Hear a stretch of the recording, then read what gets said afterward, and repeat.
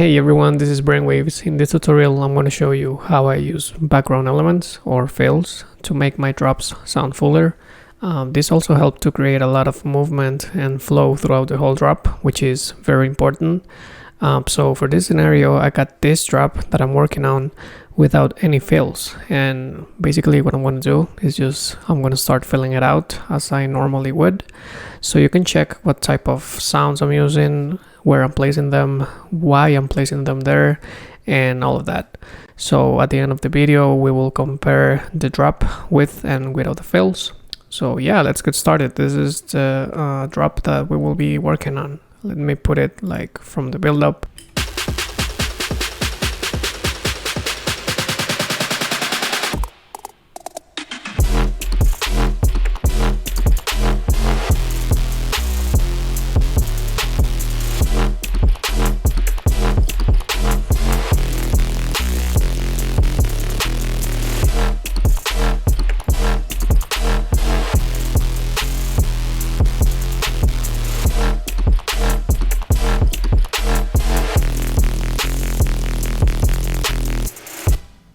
Okay, so yeah, that's the drop. Let's start just filling it out. As you see, I have, this is like my Ableton template. I have this group where all the fills will go, and I have some audio clips or audio tracks already assigned in here for that purpose, just to make things faster for me. Another thing that I also have is a folder with a lot of my favorite like transitional type of effects and stuff like that. So what I mean by that is like impacts, crashes, sweeps, reverse noises, white noises, all of that stuff. So what I would do is just start going through this folder, so I don't need to be spending more time looking for samples in another folders. So that's what I'm gonna do. For example, I know that I always use like this crowd noise, and that helps a lot to fill out the spaces, the empty spaces in my drop in the background. So this is the sound that I'm talking about. Obviously I need to put this in the background of the mix, so let me turn it down a lot. And this basically would go with the flow of the drop, or like the rhythm, like the pattern. So what I'm gonna do is just place it in like the specific parts throughout the drop. So I'm gonna maybe keep it loud for now so you can see what it's doing, and then I'll turn it down.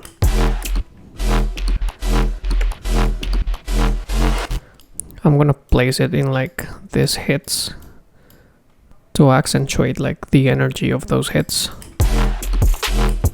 So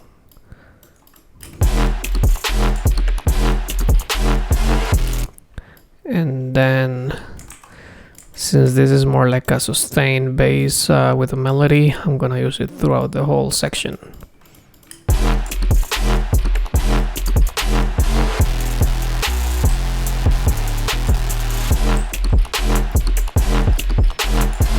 And since the whole drop has the same A-B section pattern, I'm gonna just copy and paste. So you get the idea of what that is doing. This is actually like very on front of the mix, which I don't want. I want this to be subtle. So let me just turn it way down.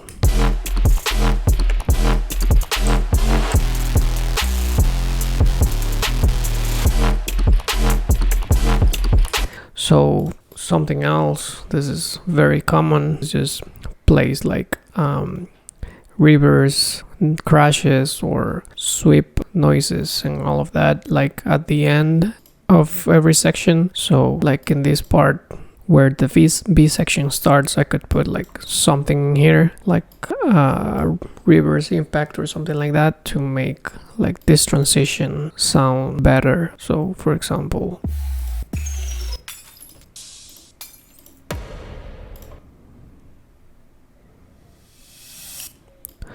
let's try with something like this. Let me unwarp it.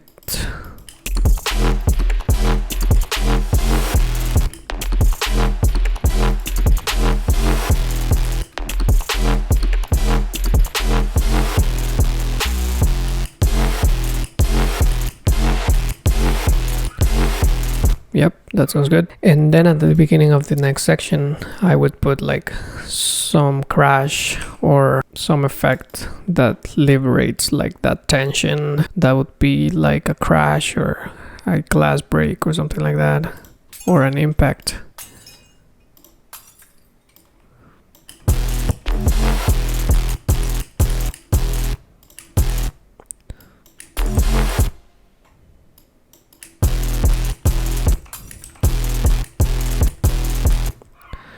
Maybe this, and on another channel, maybe like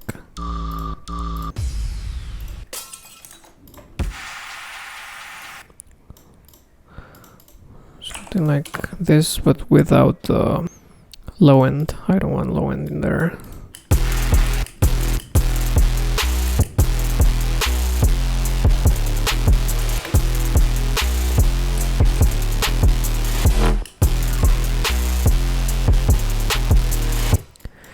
And just to keep things different, I would use like this exact type of sound, but not using the same sound, like the same sample. I would use another sample just to create some variation.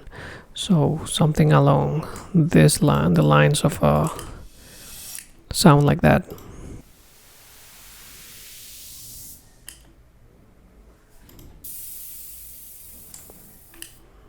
Maybe like this, but in reverse.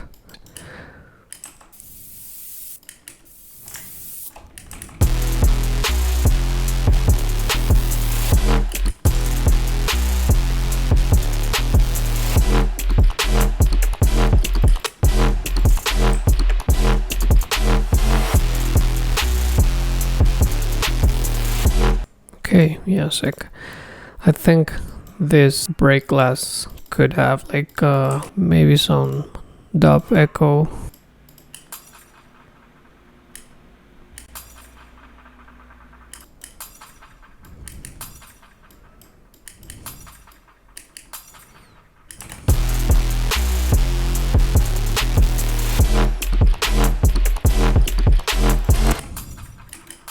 And some reverb. This is a reverse end.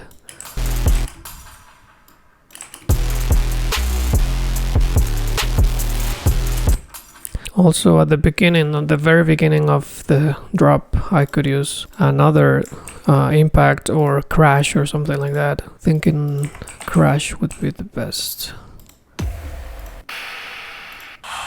This is also kind of cool. Let's check it out.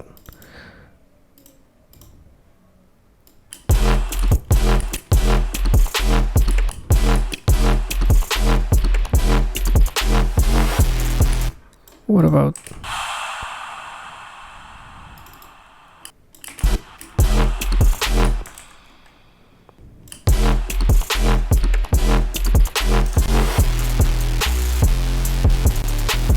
so I put it in this same audio track because I would like to use the same dub echo. So what I did is just I turned down the volume on the specific sample, and yeah, let's see how it sounds.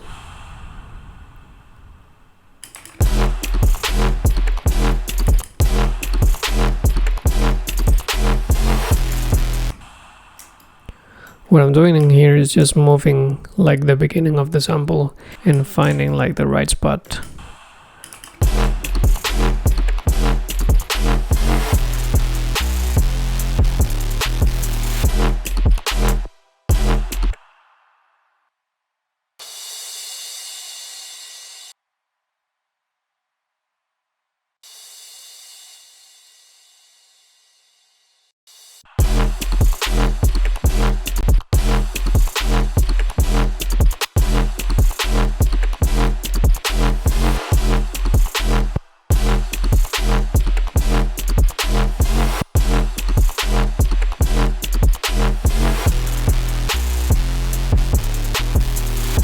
I placed this crash sample just because I feel like it could have more energy, this part, and this is helping.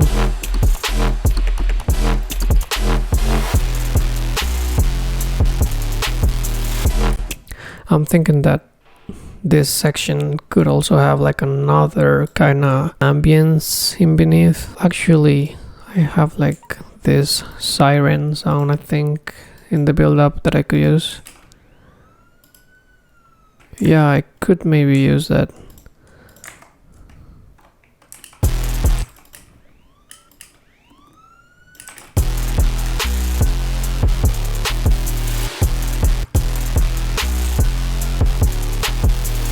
Sirens are kind of like overused, but they work, so I don't care. Maybe with some reverb. Let me do an automation in here.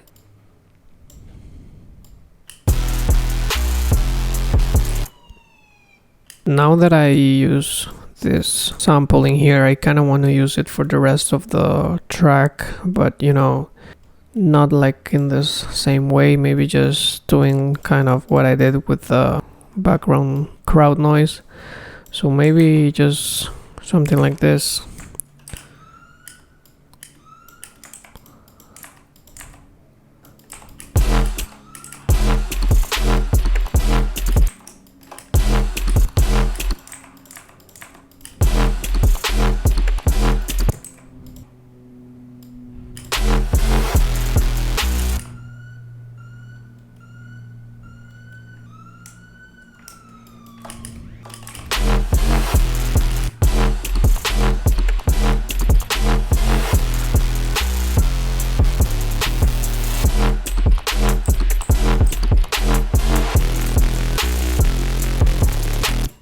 And let me use the reverb as well on those sections.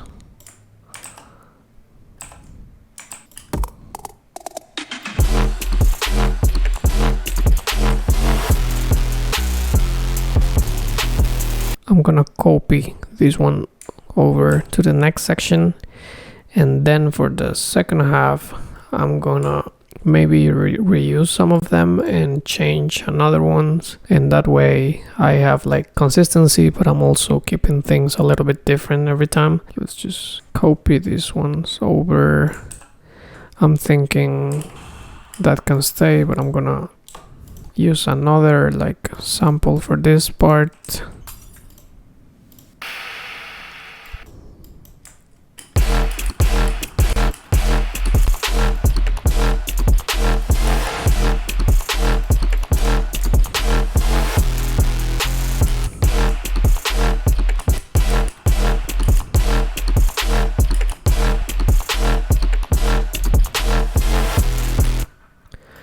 Maybe also use another reverse crash. Could be like an impact reverse or something like this.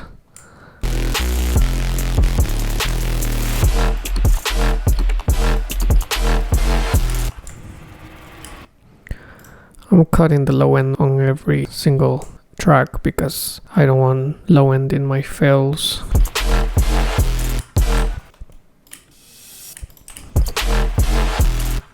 Let's use a separate channel for this.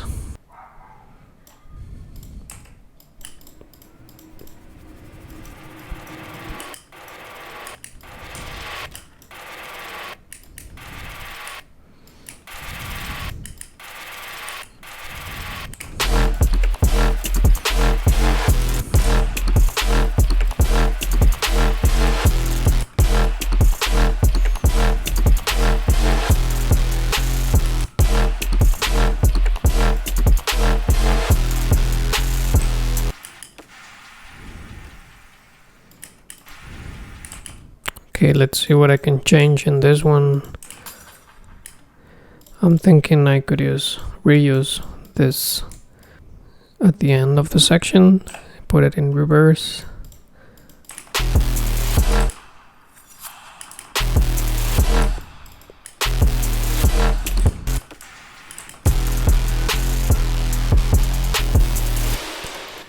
Again, maybe use another impact or some other element.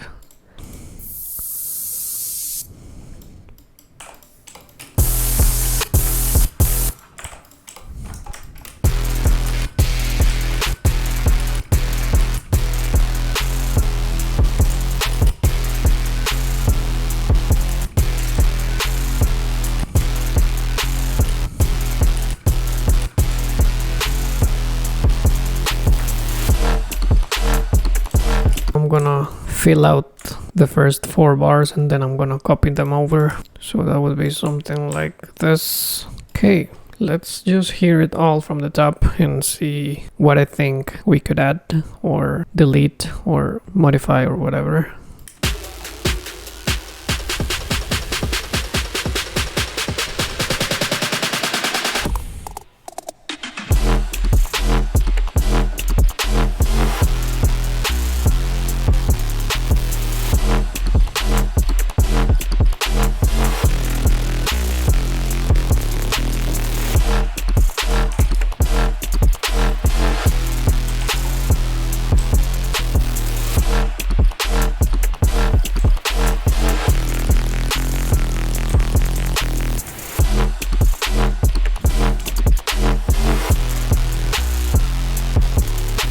Okay, so I like the sample, but I kind of don't want to hear it like at the start of every A section, so I'm gonna switch it up like a couple of times, like in here and in here. So let's look for another thing.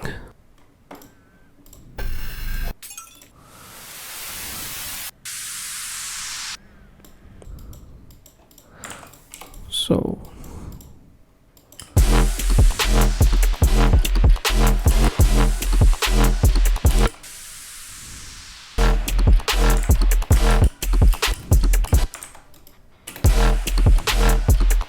I'm thinking I could do something a little bit more creative this part, and in this part something like this.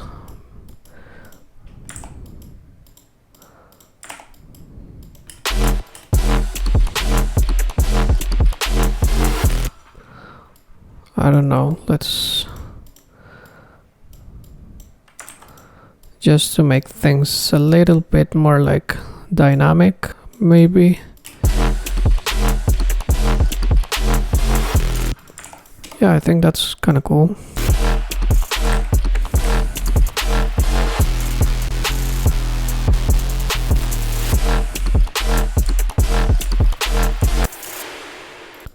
So I think that would be basically it. Let's hear it again without any of this, and then we'll hear it with it, so you can hear the difference. All right, so let's mute all of this real quick and we'll run it from here.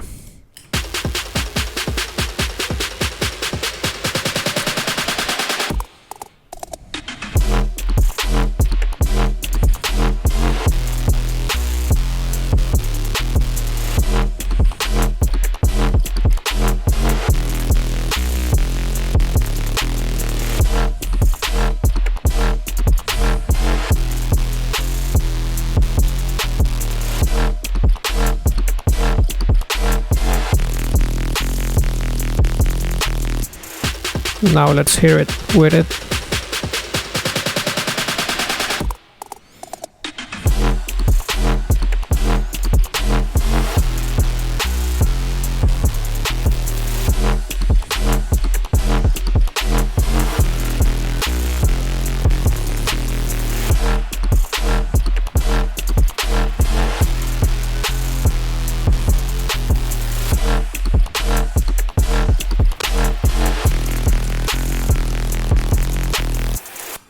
Alright, hell yeah. So one last thing I'm thinking that I also could do is that I normally do, that I've been forgetting, is like panning things left and right, like some elements, because right now all of these are like in the center. Maybe the sample itself is kind of panned, but I want to, intentionally pan some of these elements so that they fill more space, not only in the center but in the stereo image. So let's do that. For example, what I try to do is just make like a balance in between elements on the left and the right. So this could be like on the left a little bit, and this one could be on the right.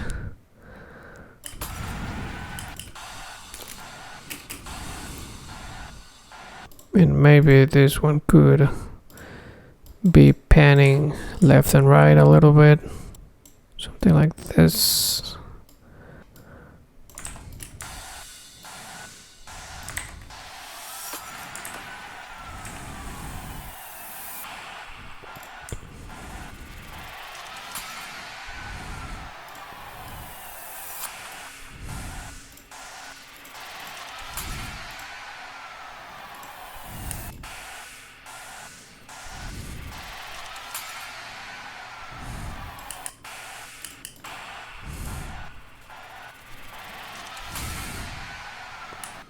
So right now I have some elements in the left, some elements in the right, and some elements still in the center. It's kind of subtle. I don't want things to be like completely on the left and on the right. I just want to make things a bit wider.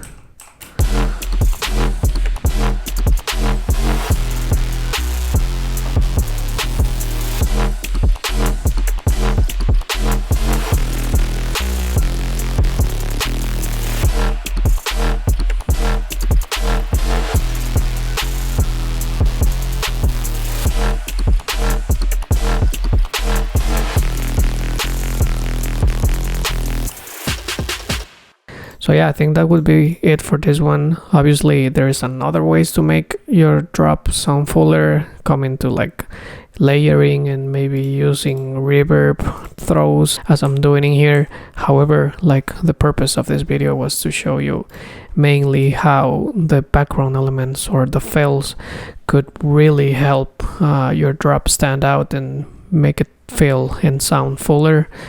So I could obviously keep going and going and going, but I think for this tutorial this pretty much covers it. So yeah, thank you very much for watching. I really hope you learned something, and let me know what else you would like me to cover in these videos. I really like doing them.